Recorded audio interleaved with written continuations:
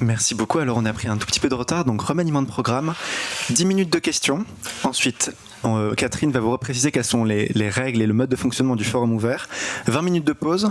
Et ensuite, on va reprendre donc tous les ateliers. Donc, on aura bel et bien 3 créneaux, mais ils seront tous décalés de 20 minutes. Donc, le premier créneau, par exemple, commencera à 17h. Il se finira à 17h35, le deuxième 17h40 et 17h15, etc. On va changer tout ce qui est écrit. Et la restitution sera un peu plus courte. Ce ne sera pas 1 heure, ce sera plutôt 40 minutes. Donc, on vous libérera à 19h30 comme prévu. Mais après, il y a un apéro quand même. Oui, avec l'apéro. Vous pouvez rester. Je laisse un micro par ici.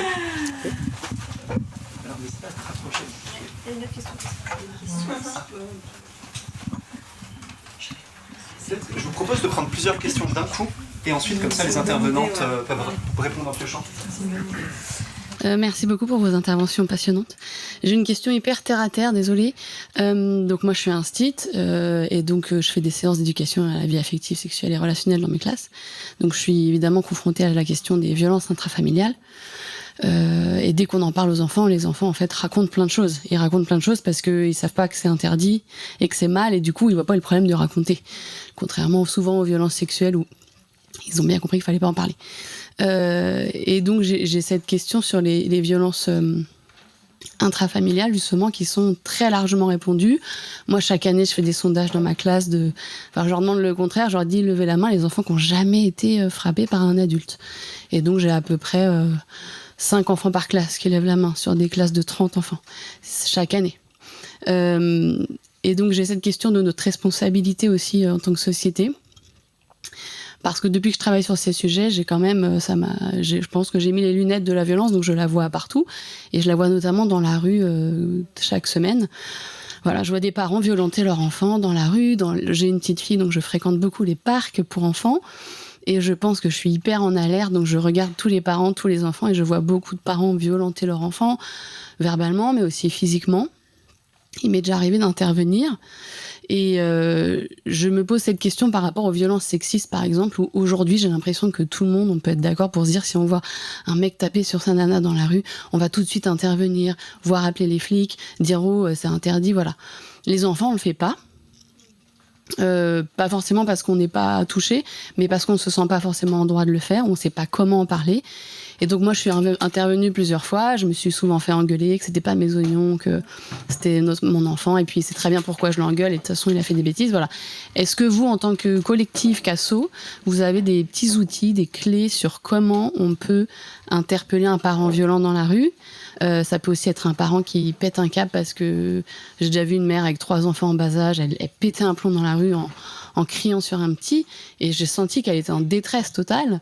Donc je pouvais pas non plus dire « oh, c'est interdit par la loi, madame, c'est pas bien ». Je savais que ça servirait à rien, mais je n'ai pas su quoi faire. Et voilà, ça m'a bouffé toute la journée en me disant que j'étais pas intervenue. Je ne savais pas quoi faire. Est-ce que vous avez des outils, des solutions? Merci. Je vais prendre encore une ou deux questions. Merci beaucoup, Lolita.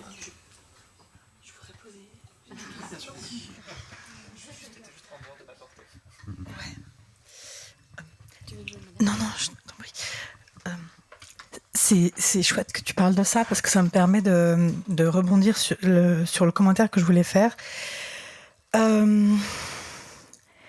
c'est super que vous ayez toutes rappelé, toi, Claire, vous aussi, du collectif Clafoutis, la question de la continuité, de l'impossibilité de distinguer les catégories d'âge, etc. Et il y a des choses quand même, quand les enfants sont petits, très très petits et très dépendants de leur mère, je me demande si on n'aurait pas intérêt à concevoir une entité mère-enfant en fait. Je suis d'accord qu'il ne faut pas faire de catégories, etc. Je suis d'accord sur le fait qu'il y a un continuum. Mais il y a aussi, dans ce continuum, des situations spécifiques qui évoluent. Et dans la prime enfance, il y a une grande situation de dépendance. Et donc, il y a un truc qui m'avait vachement frappée dans une publication que vous aviez faite au collectif enfantiste sur le nombre d'enfants tués. Moi, ça, c'est mon truc qui m'émotionne, moi. C'est que, souvent, après l'infanticide, il y a le suicide de la mère. Et ça, on n'en parle pas assez. Les infanticides sont souvent des néonaticides, suivis du suicide de la mère quand elle a le temps de se suicider. Et donc, moi, ça me pose vachement question, en fait, ça.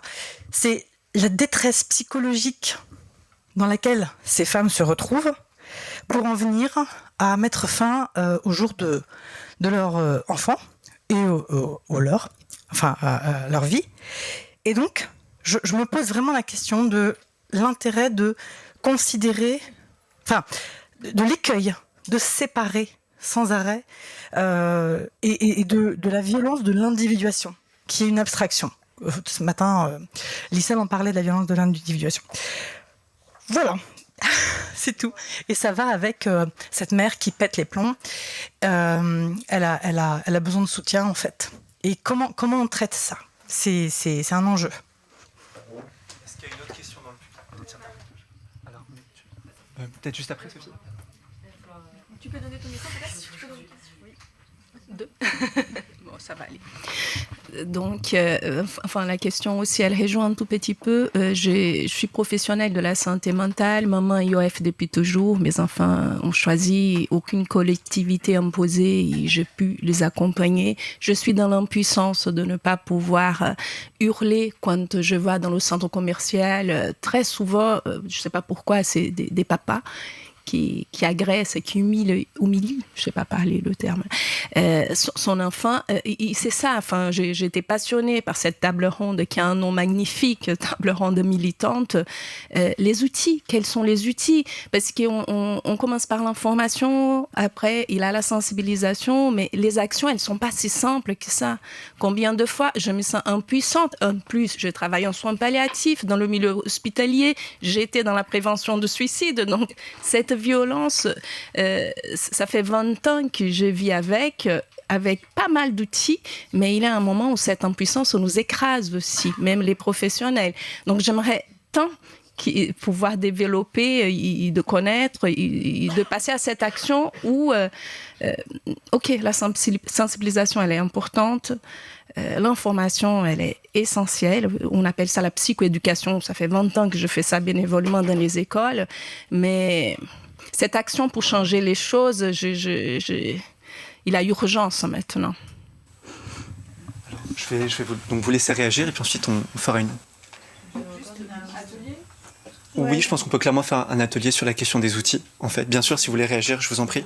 Mais je pense qu'il y a beaucoup de choses qui rejoignent la question des outils. Donc, si quelqu'un veut proposer un atelier... Je l'avais mis, mais pas proposé. Vous avez déjà un micro ? Oui, c'est bon, Claire, t'as un micro.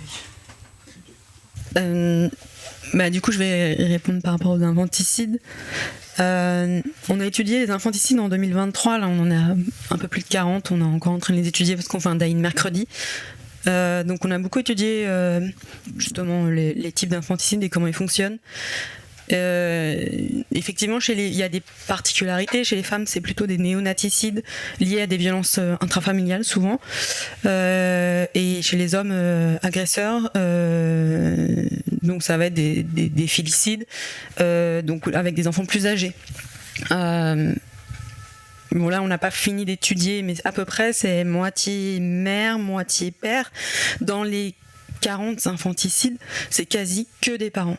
Je sais qu'il y a la petite Loana aussi qui est décédée cette semaine, qui était par une personne extérieure, mais la plupart du temps ce sont les parents. Par contre, ce qu'on entend le plus parler, c'est les infanticides en dehors de la famille.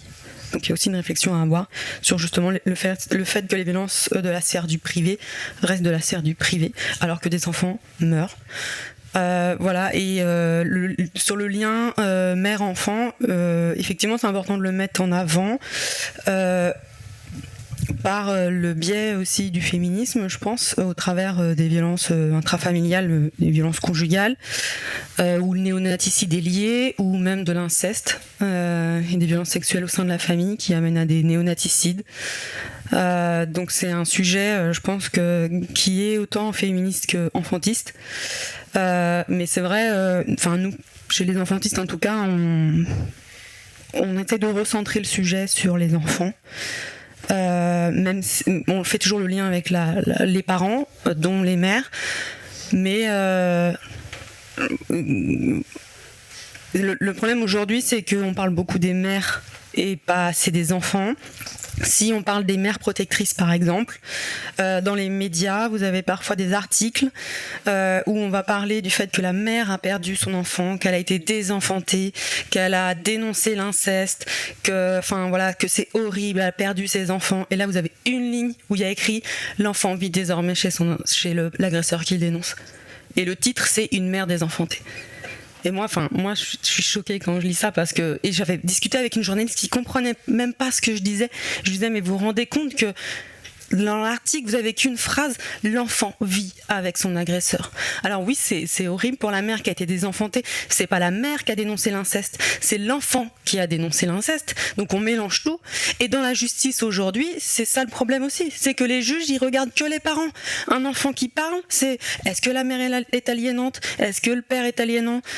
Comment ça fonctionne au niveau des parents? T'as un enfant qui est là, qui parle, qui souffre, qui a des symptômes.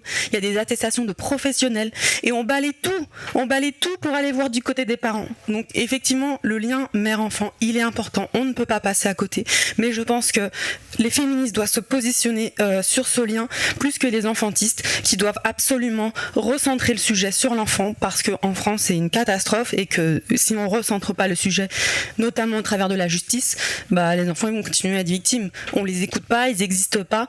Donc je pense que il faut que les féministes se saisissent de ce sujet pour vraiment mettre en avant le lien mère-enfant, et d'autant plus que chez les enfantistes il y a aussi le lien père-enfant, parce qu'il y a des pères qui protègent aussi leurs enfants victimes d'inceste, souvent du beau-père que la mère protège, et ils sont victimes de la même chose, c'est-à-dire aliénation. Le père veut détruire la mère, c'est les mêmes histoires. Donc on se rend compte évidemment qu'il y a plus de mères protectrices, puisque les violences sexuelles c'est plus des hommes qui exercent des violences sexuelles sur les enfants. Donc il y a plus de mères protectrices, mais nous on met en avant le fait que la justice elle est plus, elle est pas plus, mais en tout cas la justice est adultiste aujourd'hui, et elle n'écoute pas du tout les enfants, elles invisibilisent tous leurs symptômes, et nous c'est ça qu'on essaie de remettre en avant. Donc sur cette question, je pense que les féministes ont quelque chose à faire.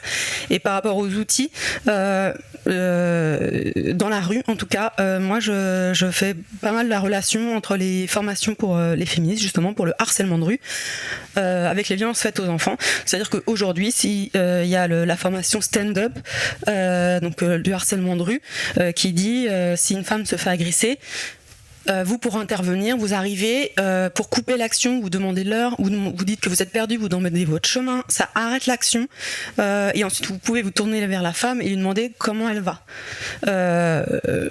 Et voilà, ça arrête l'action parce que si vous avez peur, en fait, c'est plus facile pour nous d'intervenir en se disant si je demande mon chemin, on va peut-être pas me casser la figure. Alors que si j'arrive et que je dis arrêtez, il faut pas taper les femmes, un truc comme ça, là on risque effectivement peut-être plus de se faire casser la figure, parce que on rentre dans la violence. Et pour les enfants, c'est pareil. En fait, je pense que si un enfant, par exemple, vous voyez un parent qui est en train de violenter un enfant, vous pouvez intervenir pareil en demandant votre chemin, en demandant l'heure, et vous tournez vers l'enfant, se mettre à hauteur d'enfant et lui dire est-ce que tu vas bien, pour que l'enfant aussi comprenne que ce qui se passe n'est pas normal, et qu'il y a des adultes qui sont là pour lui ou elle, et que, si l'enfant est dans un état second, on peut peut-être appeler la police ensuite. En tout cas, nous, c'est les outils, mais peut-être qu'il y a d'autres outils. Réponse outil de Clafoutis. Non, je voulais juste rappeler un truc, c'est que quand on se sent impuissant, c'est normal, parce qu'en fait, on est face à la toute-puissance des institutions, y compris de l'institution familiale. Et tout à l'heure, Cathy, tu parlais du trauma et de la génération du trauma qui se transmet, etc. En fait, ce qui est traumatogène, c'est pas forcément juste la violence, c'est le fait qu'elle soit normalisée, que personne n'en parle, etc. Et du coup, nous, on a beaucoup cette question de l'impuissance à Clafoutis, en fait, on a parlé à des enfants pendant 2 heures, mais on peut pas les sauver. En fait, non, on peut pas les sauver, mais par contre, on peut leur donner juste ce truc de ce que tu vis, c'est pas normal. Et il y a des adultes qui te croient, et il y a des gens dans le monde, quand tu grandiras plus tard et que tu seras plus libre de faire tes propres choix, il y aura des possibilités d'être entendu, d'être écouté, d'être protégé et de te protéger toi-même. Et du coup, je trouve que, en fait, intervenir juste pour que, pas pour donner une leçon aux parents qui est maltraitant, mais y aller avec l'objectif de, je veux que cet enfant entende, sache qu'il existe des adultes qui trouvent pas ça normal ce qui se passe. Et en fait, l'enfant, il va garder ça. Et même s'il va subir encore des violences pendant des années et des années, bah en fait, dans sa construction psychique, ça va se passer différemment. Voilà. Et peut-être que du coup, il sera pas violent quand il sera adulte. Fin d'intervention.